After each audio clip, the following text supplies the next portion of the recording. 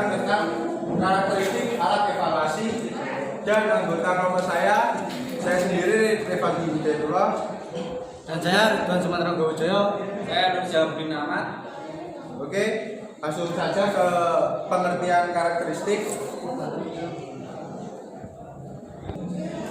Pengertian karakteristik menurut beberapa ahli. Yang pertama, menurut Muhammad Yusuf Usman tahun 1989, karakteristik adalah mengacu kepada karakter dan gaya hidup seseorang serta nilai-nilai yang berkembang secara teratur sehingga perilaku menjadi lebih konsisten dan mudah diperhatikan.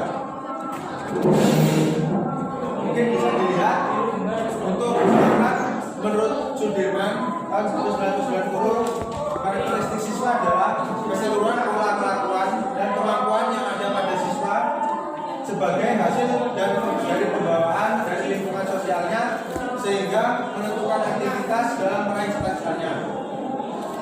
Yang selanjutnya adalah faktor-faktor yang harus diperhatikan dalam analisis siswa, yaitu ada 4 faktor.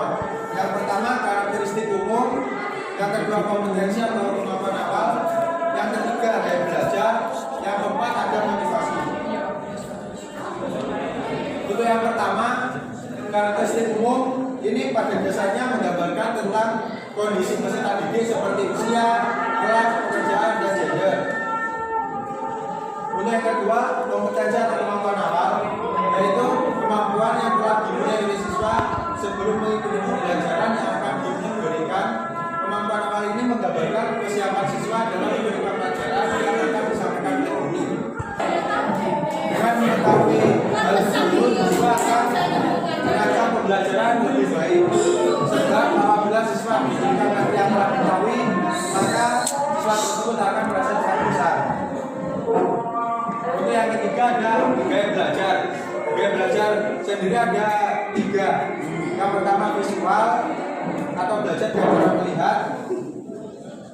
Dalam hal ini metode pengajaran yang diberikan guru sebaiknya lebih banyak dititik beratkan pada peragaan atau media, ajak mereka ke objek yang berkaitan dengan pelajaran tersebut, atau dengan cara menunjukkan alat peraganya langsung pada siswa atau menggambarkan di papan tulis.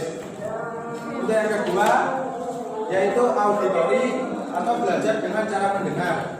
Mana yang mempunyai gaya belajar auditori dapat belajar dengan lebih cepat dengan menggunakan diskusi verbal dan mendengarkan apa yang guru katakan. Anak auditori ini dapat mencerna makna yang disampaikan melalui tone suara, pitch, kecepatan berbicara, dan hal-hal auditori lainnya. Untuk yang terakhir atau gaya belajar kinestik, yaitu belajar dengan cara bergerak, bekerja, dan menghitung. Anak yang mempunyai gaya belajar ini, anak seperti ini sulit untuk duduk diam berjam-jam karena keinginan mereka untuk beraktivitas dan eksplorasi sangatlah kuat. Siswa yang bergaya belajar ini belajarnya melalui gerak dan sentuhan. Untuk yang terakhir, yaitu motivasi. Motivasi sendiri adalah sebuah dorongan, hasrat, ataupun minat yang begitu besar di dalam diri untuk mencapai suatu keinginan, cita-cita, dan tujuan tertentu. Seseorang yang memiliki motivasi tinggi akan memberikan dampak yang baik bagi kehidupannya. Oleh karena itu, setiap orang sangat membutuhkan motivasi untuk dirinya sendiri. Hal ini agar kita tidak mudah putus asa dan merasa down, serta dapat cepat bangkit saat mengalami kegagalan. Ini selanjutnya akan disampaikan oleh mereka Progo. Selanjutnya saya akan menjelaskan tentang pengertian evaluasi. Pengertian evaluasi menurut Cangkem Ngesi, evaluasi adalah suatu keputusan tentang nilai berdasarkan hasil pengukuran. Jadi kita melakukan keputusan tes itu kita mengukur terlebih dahulu. Contohnya seperti kita mengukur tarikan menggunakan dinamometer. Jadi kita bisa menentukan keputusan tentang nilai.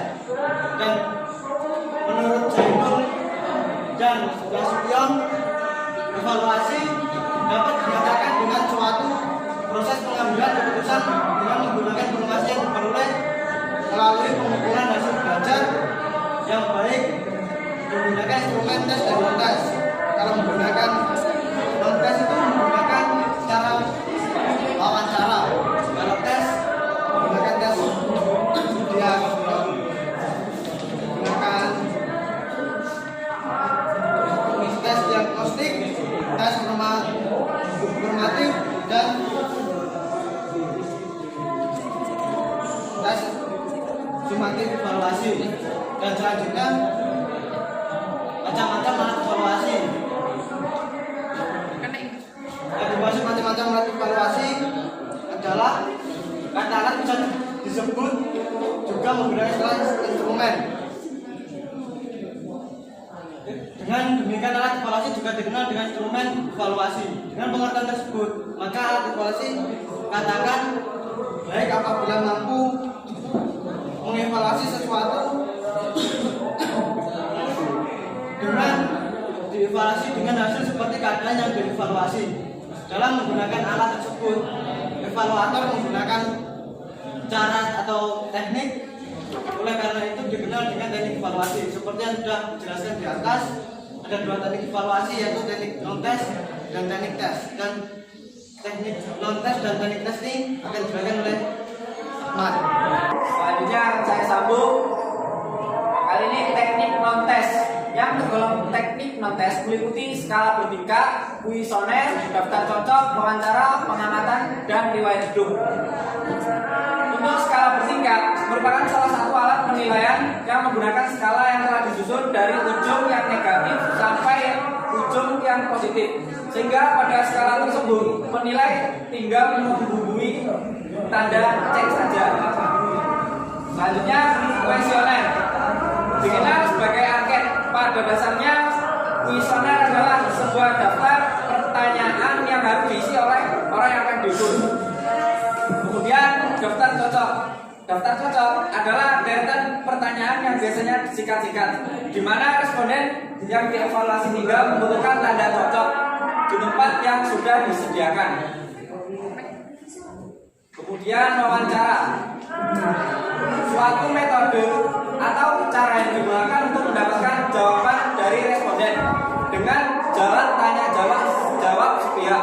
Dikatakan sepihak karena dalam wawancara ini responden tidak diberi kesempatan sama sekali untuk mengajukan pertanyaan. Kemudian pengamatan.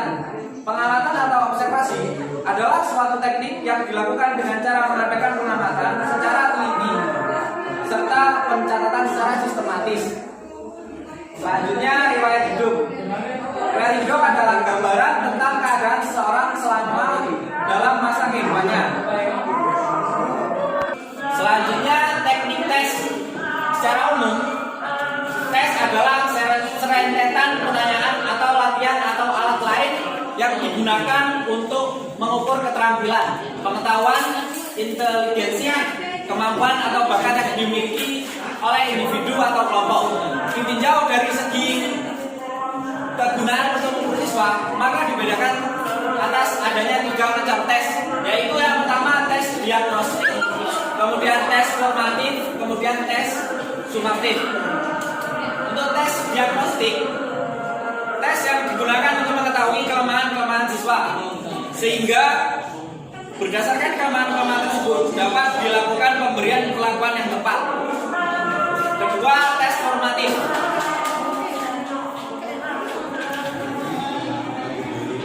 Tes formatif merupakan dasar dari istilah formatif. Maka evaluasi formatif dimaksudkan untuk mengetahui sejauh mana siswa telah terbentuk setelah mengikuti suatu program tertentu.